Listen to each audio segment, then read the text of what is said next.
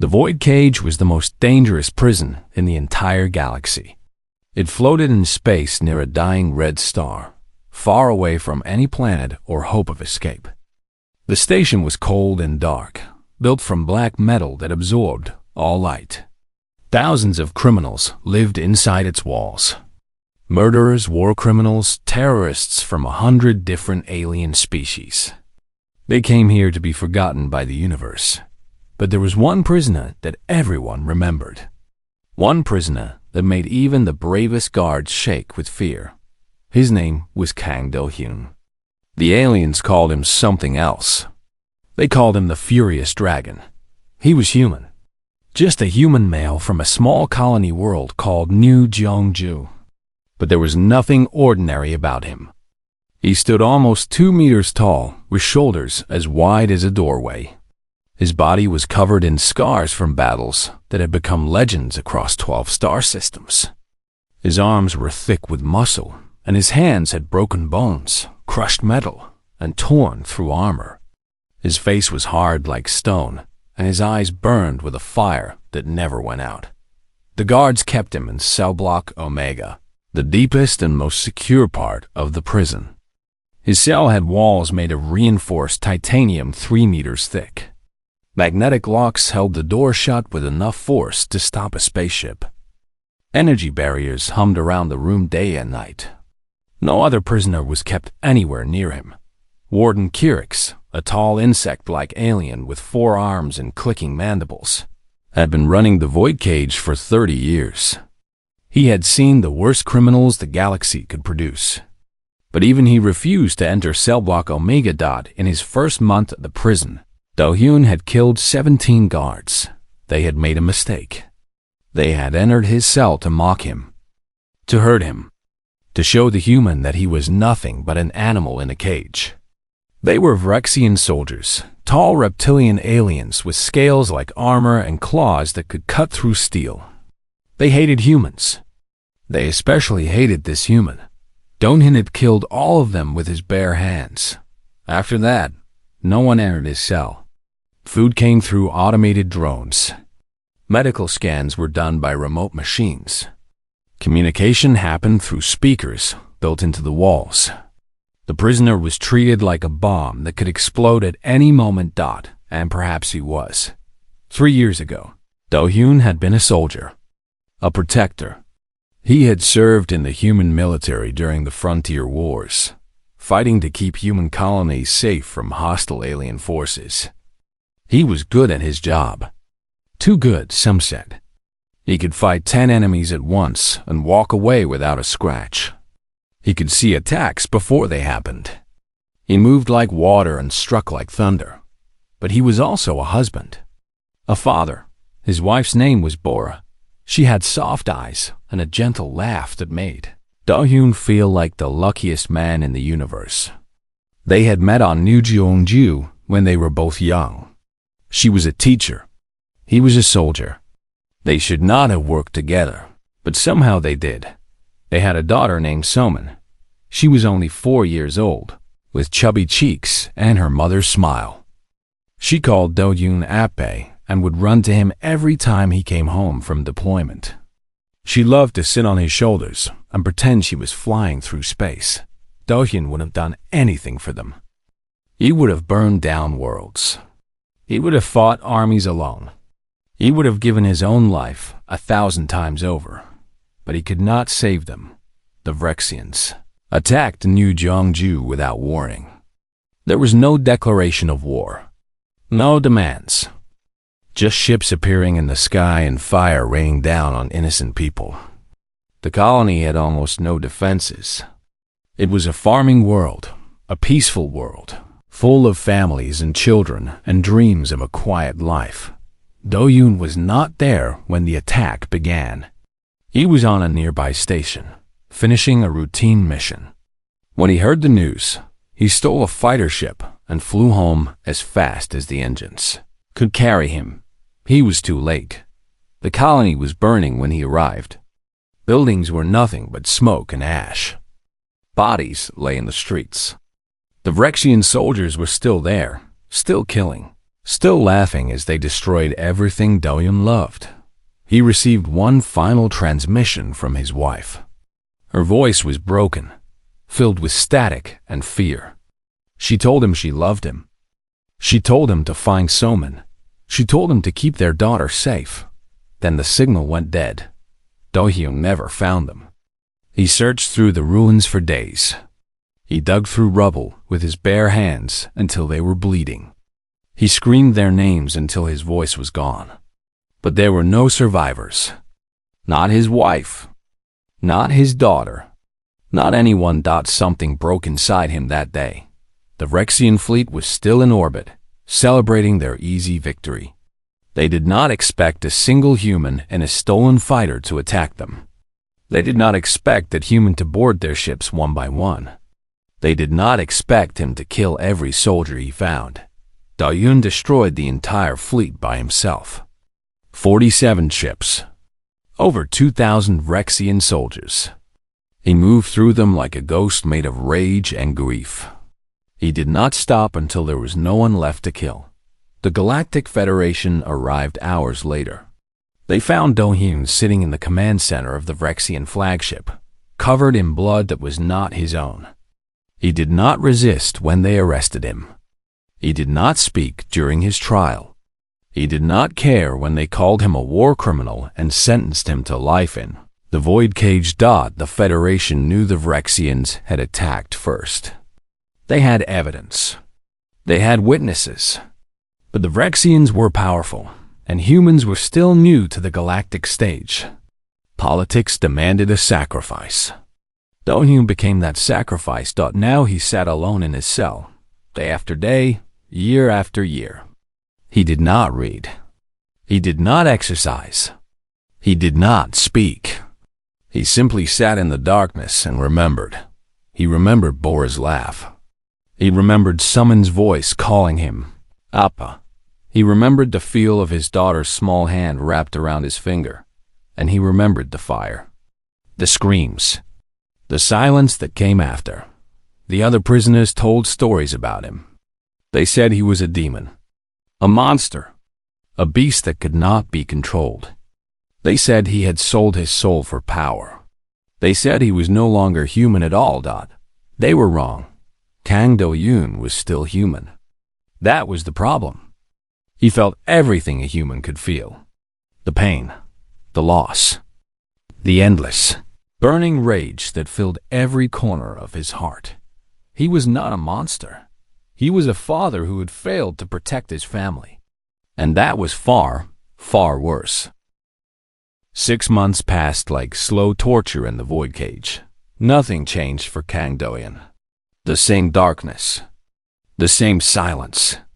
The same memories playing over and over in his mind like a broken recording. He had stopped counting the days long ago. Time meant nothing to a man with no future. Then the emergency transport arrived. It was a large ship, old and damaged, with burn marks on its hull and a failing engine that sparked and smoked as it docked with the prison station. The ship carried refugees, survivors from the Outer Rim territories where the Rexian conflict had started spreading again despite the official ceasefire. The void cage was not designed for refugees. It was a prison, not a shelter. But the transport's captain had no choice. His ship was dying, and the prison station was the closest place with life support and medical facilities.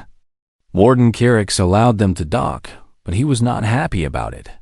There were 47 refugees on the ship.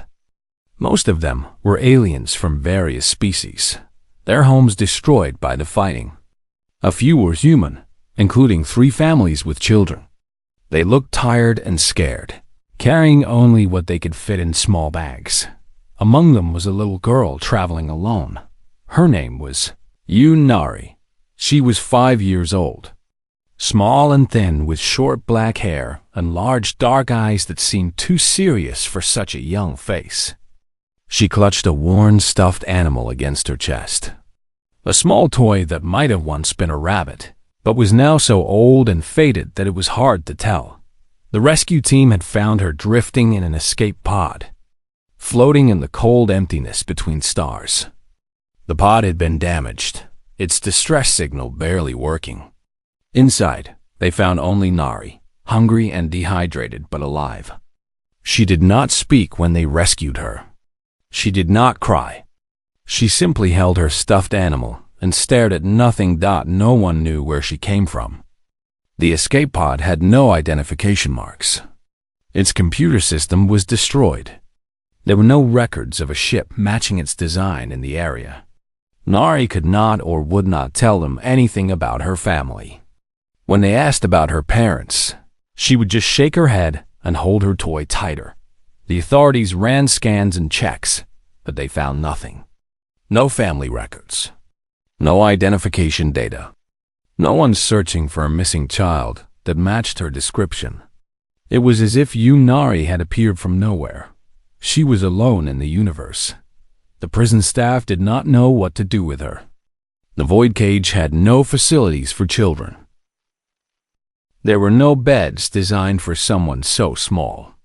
No food that a 5-year-old would want to eat. No toys or books or anything that could make a child feel safe. They put her in a small room in the administrative wing and assigned a guard to watch her. Transport to a proper orphanage on a Federation world would take at least 3 weeks to arrange. Until then, she was stuck in the most dangerous prison in the galaxy, surrounded by murderers and monsters. Nari did not seem to care. She sat on the floor of her room and talked to her stuffed animal. She named him Bail, which meant star in the old Korean language her mother had taught her. She told Bail that everything would be okay. She told him stories about the home she remembered, about her mother's cooking and her father's jokes. She told him that she was not scared, even though that was a lie. The guards mostly ignored her. They had more important things to worry about than one silent little girl. They brought her food and water, but rarely stayed to check on her. She was not their responsibility. She was just a temporary problem that would go away soon. Nari started to wander. At first, she only explored the hallway outside her room. Then she went a little farther. Then farther still. The administrative wing connected to other parts of the station through long corridors and heavy doors. Most of the doors were locked, but Nari was small enough to slip through gaps and find paths that the adults had forgotten about. She was not looking for anything specific. She was just tired of sitting in her small room with only Bail for company. The station was huge and strange, full of sounds and smells she did not recognize. It was scary, but it was also interesting. And anything was better than staring at the same 4 walls. One night, she wandered farther than she had ever gone before. The lights in this part of the station were dim and red.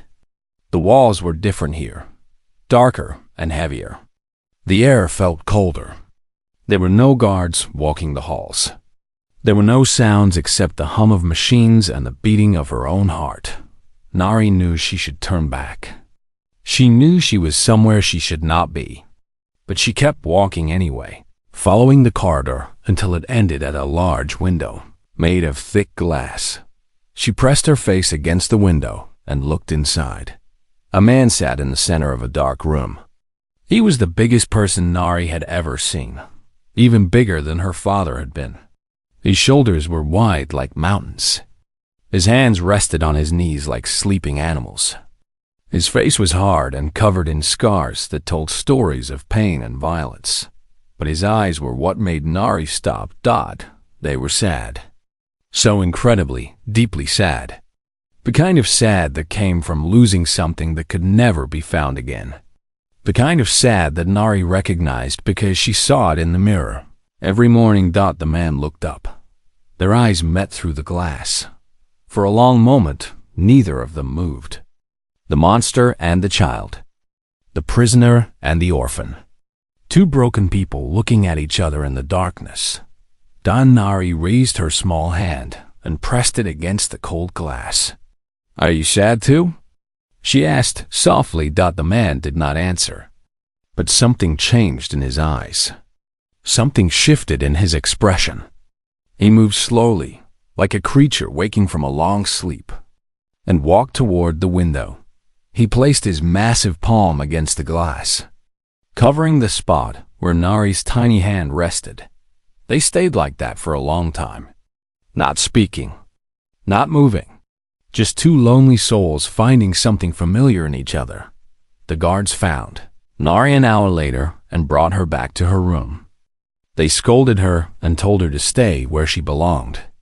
They did not understand what had happened.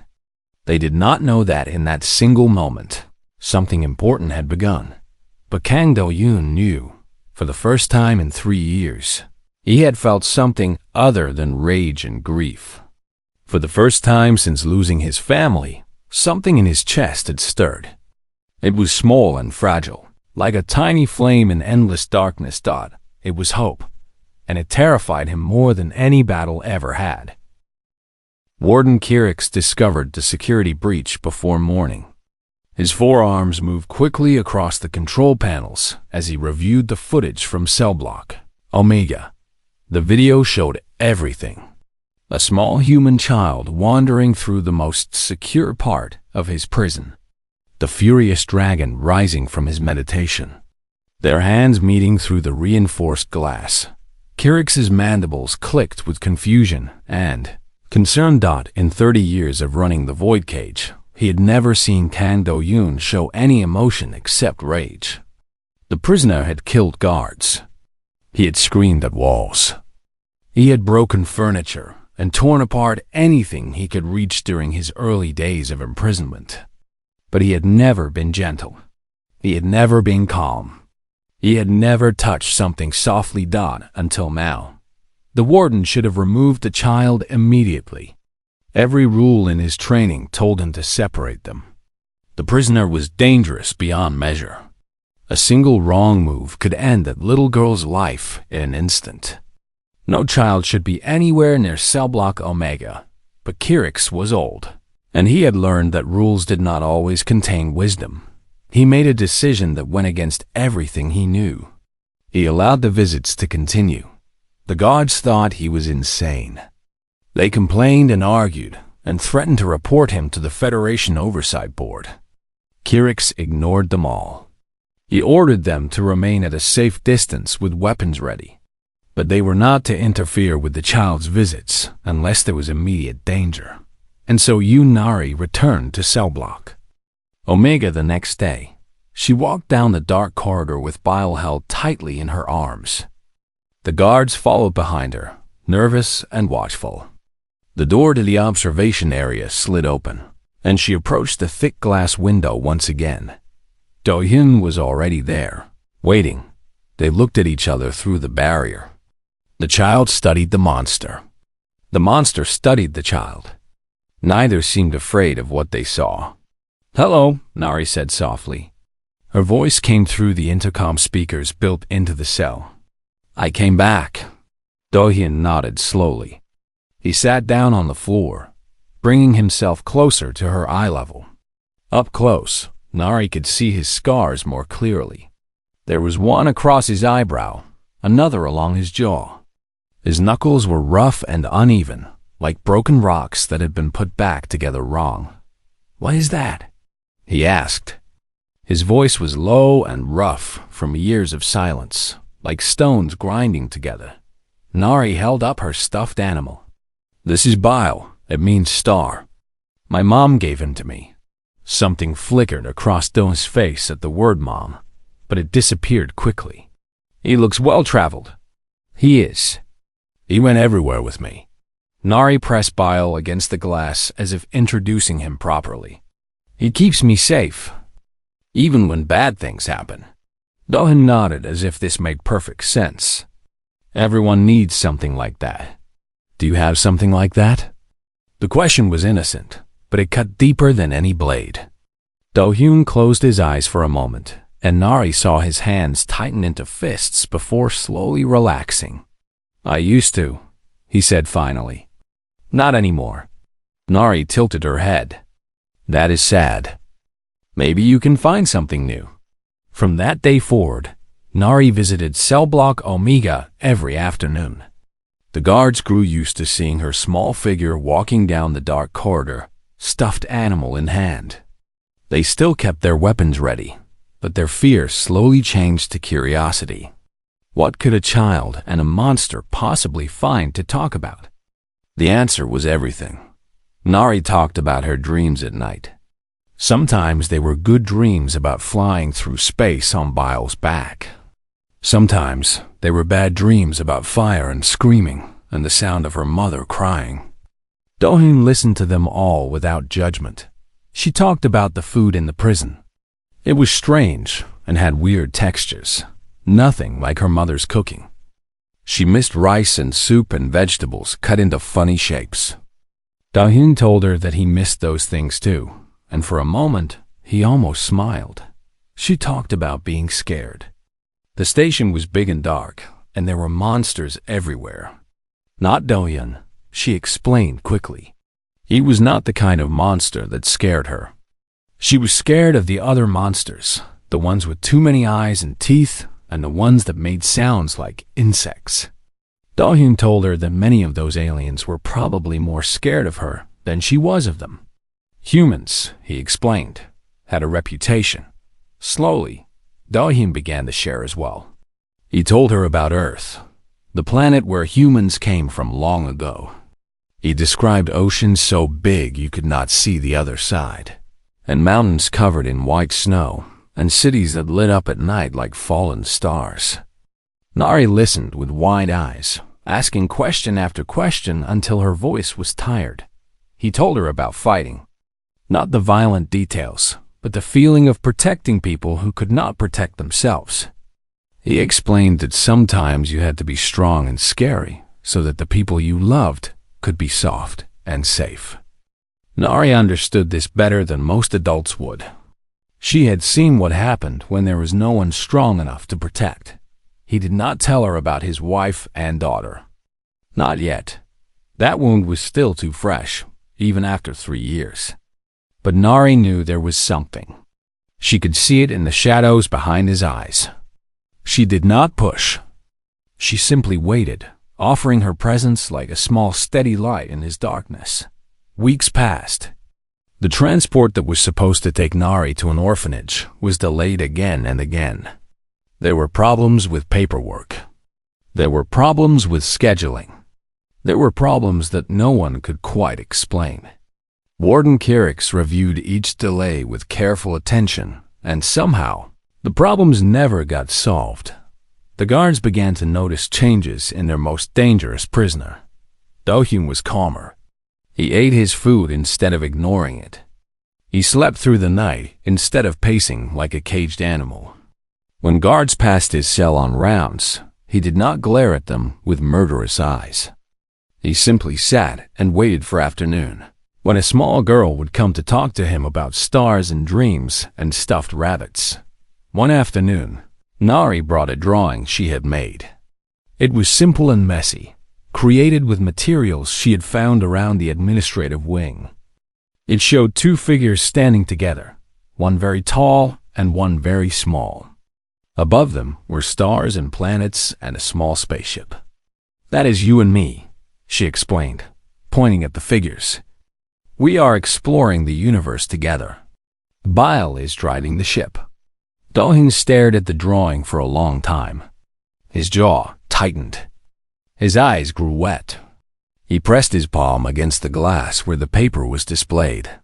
"It is beautiful," he said. And his voice cracked on the last word. Nari smiled her first real smile since the rescue team had found her alone in space. Then she leaned close to the intercom and whispered something that changed everything. "I do not have a dad anymore. My dad is gone. Maybe you can be my dad instead." The question hung in the air like a fragile thing made of glass and hope. Kang Do-hyun, the furious dragon, the monster of cell block Omega, pressed both hands against the window and wept and somewhere in the galaxy. In the cold calculations of fate and fortune, something shifted. A new story began to write itself. A story about broken things finding each other in the darkness. A story about a father and a daughter, against all odds, across all barriers. A story that was just beginning. 8 months had passed since Nari first pressed her small hand against the glass of cell block Omega. 8 months of daily visits, quiet conversations, and a bond that no one in the galaxy could have predicted.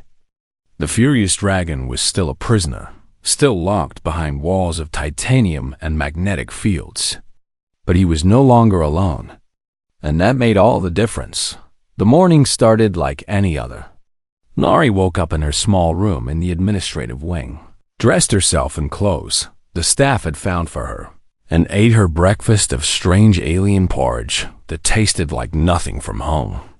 She talked to Bile about their plans for the day.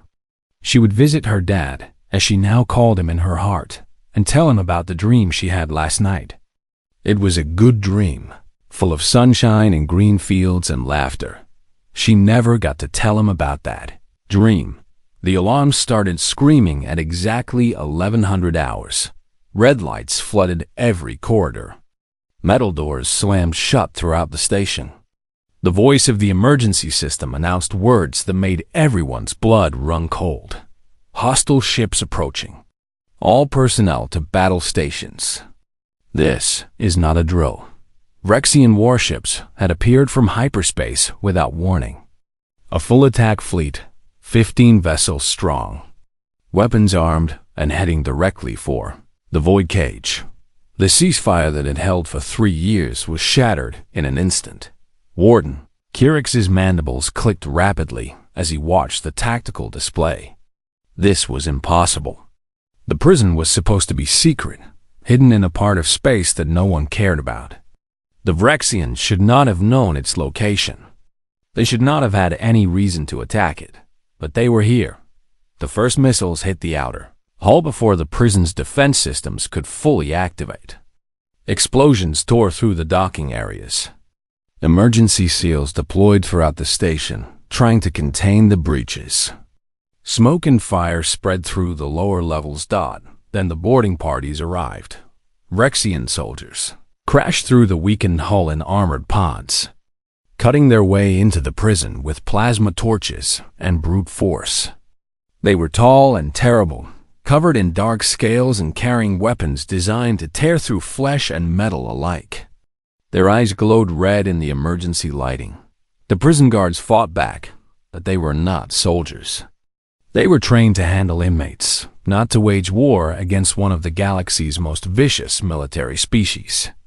They fell quickly, their screams echoing through the corridors as the Vrexians advanced deeper into the station. Nari was alone when the attack began. The staff member watching her had run to help with evacuation, leaving the small girl in her room with nothing but bile and a promise to come back soon. But soon turned into minutes, and minutes turned into forever. The lights flickered and went red. Strange sounds filled the air. The floor shook with distant explosions. Nari grabbed bile and ran. She did not know where she was going. She only knew that she needed to find safety. She needed to find her dad. He would know what to do. He would protect her. He always said he would protect her, even through the glass that separated them. The corridors were chaos.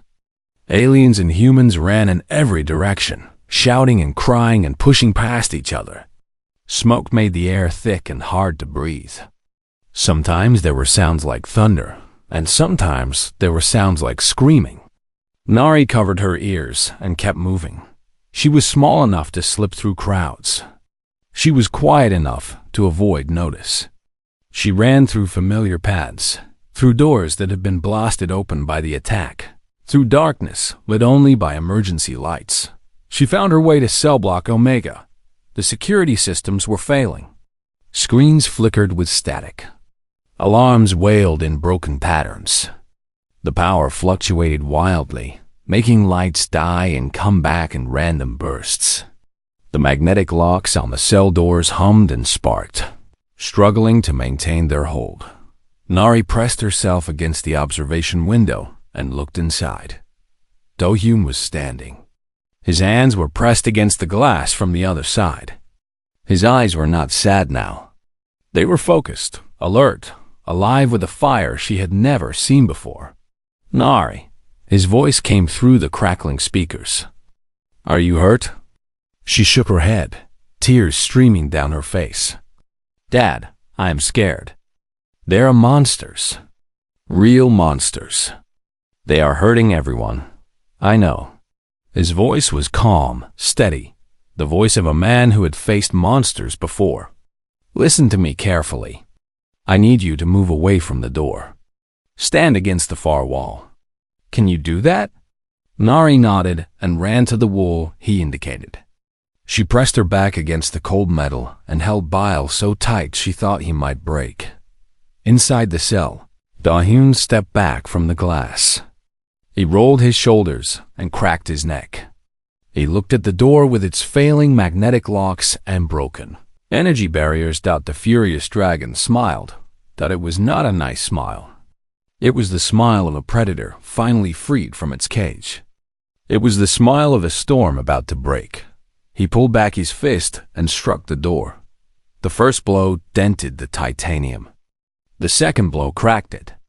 The third blow tore it from its frame. Do-Hyun stepped out of his cell for the first time in over 3 years. The emergency lights made his scars look deeper, his eyes look darker. He breathed the air of freedom and felt something old and familiar wake up inside him. But this was not about freedom. This was not about escape. This was about protection. He crossed the room in 3 steps and knelt in front of Nari. Up close, without glass between them, she could see every line on his face. She could feel the warmth of his body. She could smell smoke and metal and something else. Something strong and safe. Dad, she whispered. He wrapped his arms around her gently. So gently, as if she was made of something precious that might break at any touch. His hands were massive, but they held her with all the care in the universe. I am here, he said softly. I am here, little one. Nothing is going to hurt you. I promise.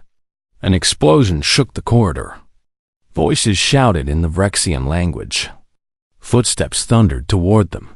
Da-Hyun lifted Nari with one arm, holding her against his chest. She wrapped her arms around his neck and buried her face in his shoulder. Bile pressed between them like a third passenger. Keep your eyes closed, Da-Hyun said. Do not look. Do not listen. Just hold on to me. Nari nodded against his neck. Kang Do-Hyun, the furious dragon, walked into the corridor to meet the enemy. He had no weapons. He had no armor. He had nothing but his bare hands and a rage that had been building for 3 years. The first Vrexian soldier rounded the corner and froze in surprise. The human prisoner was supposed to be locked away.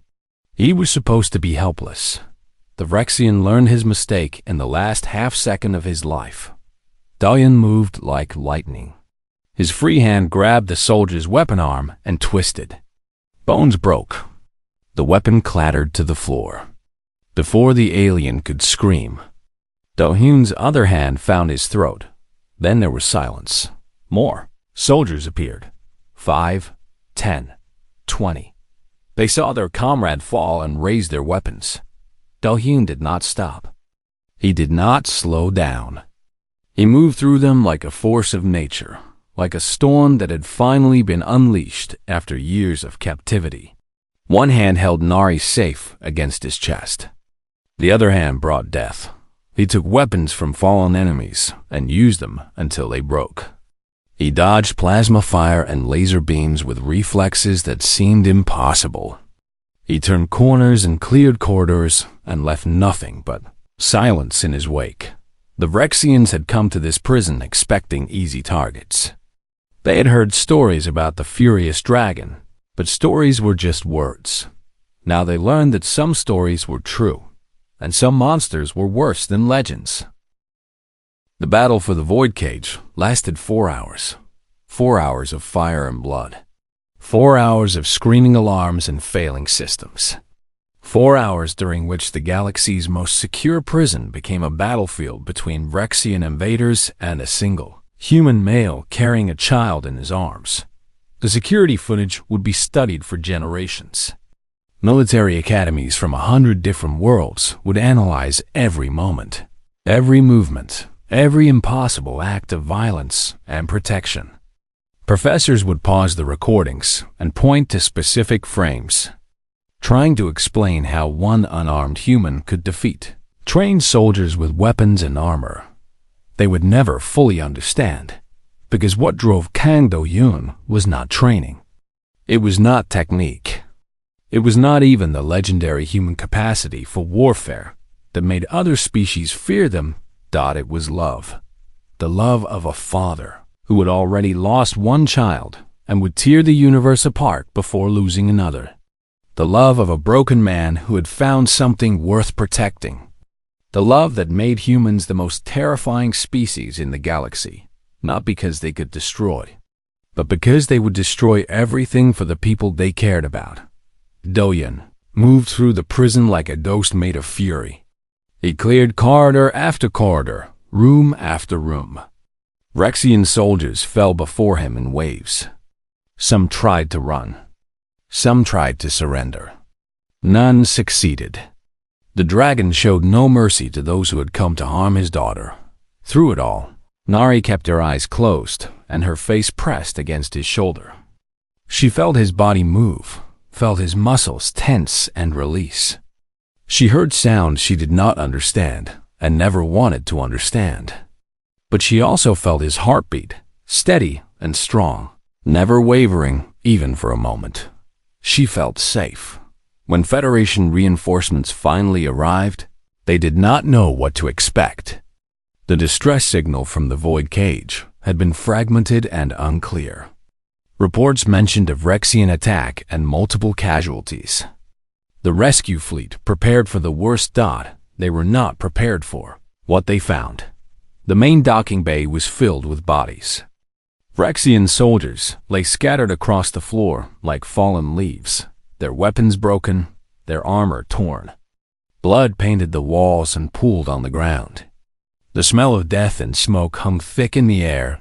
In the center of the room stood a single figure, Kang Do-yoon, the furious dragon covered in wounds and alien blood, still holding a sleeping child against his chest.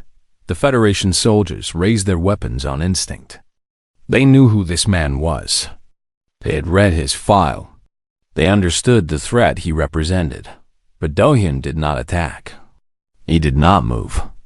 He simply stood there, breathing slowly, looking at them with eyes that held no rage. "She is tired," he said quietly. His voice was hoarse from exhaustion. "She needs a proper bed." The soldiers did not know what to do. This was not the monster they had expected. This was not the beast from the horror stories. Warden Kirix pushed through the crowd of soldiers. He had survived the attack in a secured section of the station, watching through cameras as the prisoner he feared most became the hero who saved everyone. His forearms hung at his sides, his mandibles clicking softly with emotions his species rarely showed. 47, Kirix said. "You killed 47 Rexian soldiers. By yourself. While protecting a child." Do-yoon looked down at Nari's sleeping face. Her small hand was still wrapped around his neck. Bile was pressed between them, slightly crushed but intact. "They threatened my daughter," Do-yoon said simply, as if that explained everything. For Kirix, it did. The next weeks were chaos of a different kind. The Rexian attack on the void cage became galactic news. Evidence recovered from the assault proved that the Rexian military had violated the ceasefire multiple times, including the original attack on New Jeonju 3 years ago. Humans across the Federation demanded justice. More importantly, they demanded that Kang Do-yoon be freed. The story spread everywhere. The furious dragon, wrongly imprisoned for defending his people, had saved an entire prison while protecting a human orphan. Videos of the battle were shared billions of times. Images of the massive warrior carrying a tiny girl through fire and death touched hearts. Across 100 worlds, humans were proud. Other species were afraid. The Rexians were silent, The Galactic Council could not ignore the pressure. They reviewed Do-hyun's case with evidence they had previously hidden. They found him not guilty of any crime. They formally apologized for his wrongful imprisonment. Do-hyun did not care about any of it. He sat in a hospital room on a Federation station, bandages covering his fresh wounds, watching Nari sleep in a real bed for the first time in months. She held bile against her cheek, her breathing slow and peaceful. When Federation officials came to discuss his release and compensation, he only had one question: the adoption procedures. What do I need to sign? The officials exchanged confused looks. They had expected demands: money, ships, revenge against those who had imprisoned him wrongly. They did not expect paperwork about a child, but Do-hyun was not interested in revenge. He was not interested in justice or politics or any of the things that mattered to governments and armies. He was interested in only one thing: being a father again. The paperwork took time. There were complications. Nari had no official identity, no records, no family to contest the adoption. But eventually, after weeks of forms and interviews and checks, it was done. Yoon Nari became Kang Nari. She was officially his daughter. 2 years later, far from the politics and wars of the greater galaxy, a small colony world called New Bazan orbited peacefully around twin suns. It was a farming world, quiet and green, full of families and children and dreams of simple lives. On a hill overlooking fields of grain, a modest house sat surrounded by gardens. It was not large or fancy. It had a small kitchen, 2 bedrooms, and a porch where you could watch the sunset paint the sky in colors that had no names. In the backyard, a massive man with scarred hands knelt in the dirt, carefully showing a 7-year-old girl how to plant vegetable seeds. Like this, Do-hyun said, demonstrating the proper depth. Not too deep or they cannot reach the sun. Nari copied his movements, her small fingers pressing seeds into the soil. Bile sat nearby on a clean rock, watching over them as he always did. "Dad," Nari said, wiping dirt from her nose, "why do people still call you the Furious Dragon?" Do-hyun smiled. He did that often now. His face had learned to soften over the past 2 years, the hard lines of rage replaced by something warmer. He still had his scars. He still had his strength. But the fire in his eyes had changed from destruction to protection. "Because they do not know me like you do, little star." Nari giggled and threw a handful of dirt at him. It landed on his chest, leaving a brown mark on his shirt. Do-hyun laughed. The sound was rough and unpracticed, but it was real. Across the galaxy, empires rose and fell. Wars continued in distant sectors. The Vrexians rebuilt their fleets and plotted revenge. Politicians made speeches about peace while preparing for conflict. The universe kept spinning with all its chaos and cruelty. But on New Bazan, in a garden beside a small house, none of that mattered. There was only a father and a daughter, planting seeds together under twin suns. There was only a man who had lost everything, and a girl who had found them. There was only love, the most powerful force in any universe. And in the warmth of that simple afternoon, surrounded by growing things and gentle laughter, Kang Do-hyun finally understood why humanity was special. It was not their capacity for war. It was not their strength or their rage or their terrifying ability to destroy. It was their capacity to heal, to love again after losing everything, to find family in the most unexpected places, to be monsters when necessary and fathers when possible.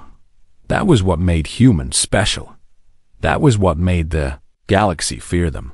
And that was what made them worth fearing. The Furious Dragon closed his eyes, feeling the sun on his face and his daughter's laughter in his ears. He was finally home.